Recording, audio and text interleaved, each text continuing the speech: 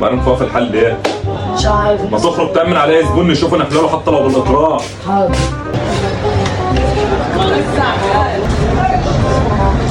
استغل استحسن معاك يا أستاذ حسين زبون سوق.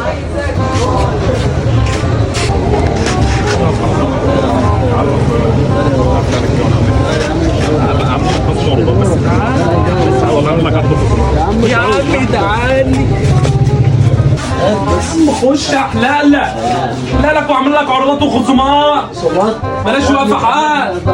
إيه رأيك في الحلقة كده يا أستاذ حسين؟ انا المية يا اسطى خليل، بس انت فاجئتني والله، ما كنتش عاوز احلى.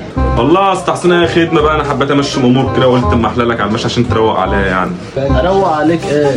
انت فاهم غلط، انت قلت فيها عرض وكده، انا ما كنتش هحلق اصلا. ايه 10 جنيه مفيش غير، هتاخد ايه؟ اخد ايه يا عم 10 جنيه؟